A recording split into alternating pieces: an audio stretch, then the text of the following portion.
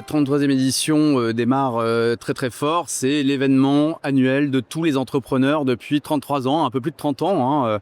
D'idée d'une part à celles et ceux qui n'ont pas encore créé leur activité mais qui vont se lancer en grande majorité d'ici 3 à 6 mois.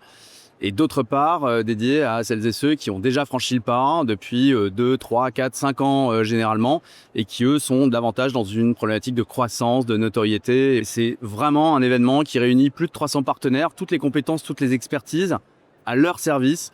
Logiquement, tous les sujets sont traités sur l'événement, donc nos visiteurs y trouvent toutes les réponses à leurs problématiques. Nous avons ici beaucoup de partenaires qui aiment exposer et qui se disent rencontrer beaucoup d'entrepreneurs. Là, j'étais avec les experts comptables, j'étais avec les avocats, évidemment les chambres de commerce. Donc c'est vrai que c'est un lieu où on peut parler de tout, parler des réussites, parler des échecs aussi, puisque dans le monde de l'entrepreneuriat, il ne faut pas négliger cette partie-là. Parler des reprises d'activités, des reprises d'entreprises, je crois que ça fait aussi partie de l'écosystème en France et c'est ce qu'on essaye de mettre en valeur dans ces événements.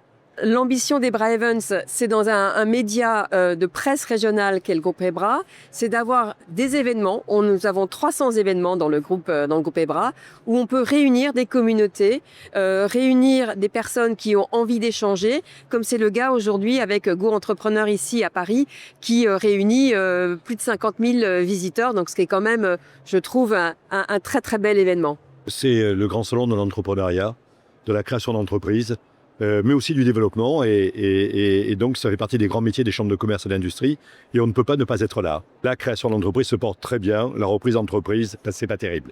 Et là, on a face à nous donc un mur entre 500 000 et 700 000 entreprises qu'il faut reprendre sous les 7 à 10 prochaines années et on s'aperçoit qu'aujourd'hui, on loupe à peu près 50% des entreprises à reprendre chaque année.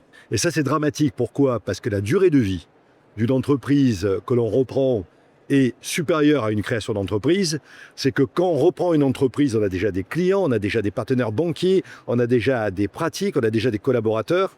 Et donc, souvent, on peut même se faire aider par les personnes qui cèdent l'entreprise. Et donc, mon travail à moi, c'est de dire, surtout, ne lâchez rien sur la création d'entreprise, mais pensez à la reprise parce qu'elle est plus sécurisée et ça vous permet d'accélérer plus rapidement que de partir from scratch, comme on dit ici. C'est juste essentiel parce que le métier d'un expert comptable, en fait, c'est d'accompagner un entrepreneur. Alors après, on a différents termes. On dit c'est le médecin généraliste de l'entreprise. C'est aussi le coach, en fait, des entrepreneurs. Donc, évidemment, c'est logique qu'on soit là aujourd'hui. Et ce qu'on fait ici, dans le cadre du salon, en fait, on le fait au quotidien. C'est-à-dire qu'on a un dispositif qui s'appelle Business Story. Vous pouvez pousser la porte d'un cabinet, aller voir un expert comptable qui s'engage gratuitement à vous donner les premiers conseils, on va dire, pour bien s'orienter. Je crois que notre entrepreneur, en fait, il a plein de choses à penser. Il a son business et puis il y a tout un méandre administratif autour. Pour ça, c'est pas mal d'être accompagné et surtout de pas se sentir seul parce que on accompagne des clients au long terme. Voilà, moi j'ai des clients que j'accompagne depuis 3 générations et donc, alors pas moi forcément, mais en tout cas le cabinet. Et des fois c'est sympa d'avoir ces transmissions aussi de père en fils. Voilà, enfin, on vit un sujet humain aux côtés des entrepreneurs. Il y a une grosse partie effectivement des créateurs qui viennent vers les experts comptables. C'est un bon réflexe parce que en fait il y a plein de questions à se poser sur sa couverture sociale. Par exemple, il y a des gens qui ont été salariés avant, qui deviennent entrepreneurs. La couverture sociale elle va changer. Donc ça c'est des choses qu'on peut orienter. Il y a la gestion du risque aussi, du risque familial. Parce que l'entreprise, ça a des hauts et des bas. Chaque année, on essaye d'accueillir des profils qui sortent un peu du lot. Alors on accueille toute typologie de créateurs, de repreneurs, de franchisés, de franchiseurs sur l'événement. On essaye de couvrir l'intégralité des territoires, l'intégralité des secteurs. Et puis c'est vrai que ça nous arrive d'accueillir des sportifs de haut niveau, des chefs étoilés, des grands designers ou des artistes, par exemple, qui sont aussi des entrepreneurs. Il se trouve que Teddy...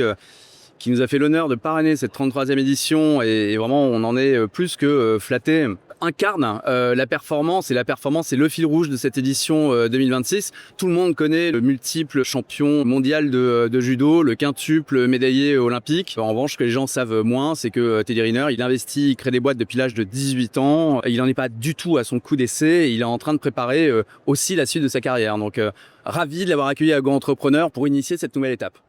Je suis passionnée de pâtisserie, donc j'aimerais créer ma propre pâtisserie adaptée à tous, c'est-à-dire une pâtisserie sans gluten, sans sucre, pour des régimes particuliers. J'ai un entourage qui n'est pas du tout dans l'entrepreneuriat, donc c'est un peu difficile de voir loin, on va dire, parce que notre entourage, il nous garde, on va dire, dans une retenue. Non, on fait plutôt quelque chose, enfin, reste dans le salariat, on fait quelque chose plutôt de sécurisant, quoi. Enfin, salon me permet vraiment de réaliser mon rêve et de passer outre mes craintes, on va dire. Alors, je suis ici essentiellement pour réseauter, rencontrer de nouvelles personnes, voir si je peux trouver de nouvelles opportunités et voilà. Moi, je trouve qu'il y a une véritable dynamique ici. Il y a beaucoup de monde, beaucoup de créativité, on sent l'innovation, on sent l'énergie. Donc oui, je pense qu'il faut arrêter de dire qu'en France, il n'y a pas cette énergie et cette envie d'entreprendre. Là, on le sent vraiment ici dans cet événement et je crois qu'il faut rester positif et optimiste sur l'avenir de notre pays.